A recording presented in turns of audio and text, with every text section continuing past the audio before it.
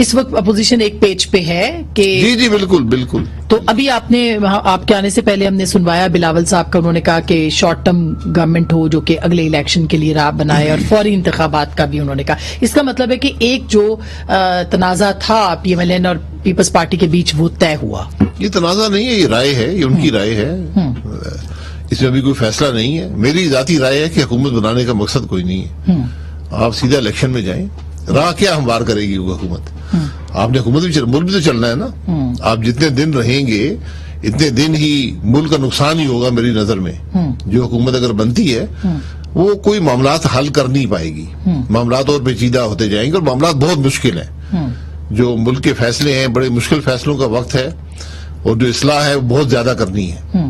تو آپ کہہ رہے ہیں کہ شارٹ ٹرم گورنمنٹ بھی نہیں ہونی چاہیے، ڈائریکٹ الیکشن، اس کا مقصد کچھ نہیں کہ اسمبلی جو ہے وہ عدم اعتماد کرے اور ڈیزالو ہو. جی ڈیزالو ہو جائے اور آپ 90 دن کے اندر الیکشن کروا دیں. اچھا سر، اس کے اندر بھی تو قانونی نکتہ ہے، کیونکہ آپ اتنے سینئر پارلیمنٹیرین ہیں، کیونکہ اس کا کوئی نیا لیڈر آف دی ہاؤس کے بغیر کیسے وہ 58(2) ہے، 58(2) آرٹیکل 58(2) وہ ابھی بھی موجود ہے. بی تو نکل گیا تھا، بی نکل گیا. بی میں صدر ڈیزالو کر سکتا تھا. یہاں اب صدر کو اختیار ہے کہ اگر کوئی بھی اعتماد کا ووٹ نہ لے سکے تو وہ اسمبلی ڈیزالو کر دیں. تو صدر صاحب کر دیں گے؟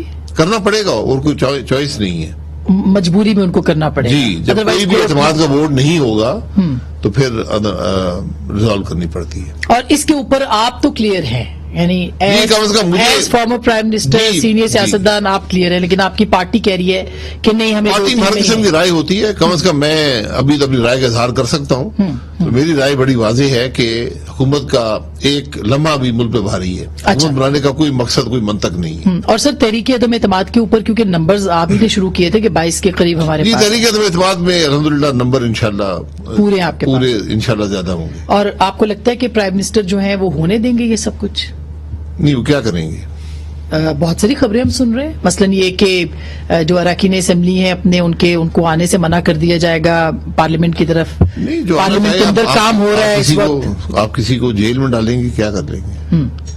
جب لوگوں کا دباؤ ہے، اور لوگوں کا دباؤ ہر ایم این اے پہ ہوتا ہے. جو آدمی حلقے میں جاتا ہے، وزران صاحب تو نہیں جاتے، وہ تو اپنے گھر میں ہے، لیکن جو حلقے میں جاتا ہے اس کو بہت بے پناہ دباؤ کا سامنا ہے. اس لیے ہر آدمی نے اپنی سیاست کا فیصلہ کرنا ہے. تو جن لوگوں کو ماضی میں زبردستی توڑ کر لایا گیا تھا، آج وہ اپنے فیصلے کرنے میں آزاد ہیں.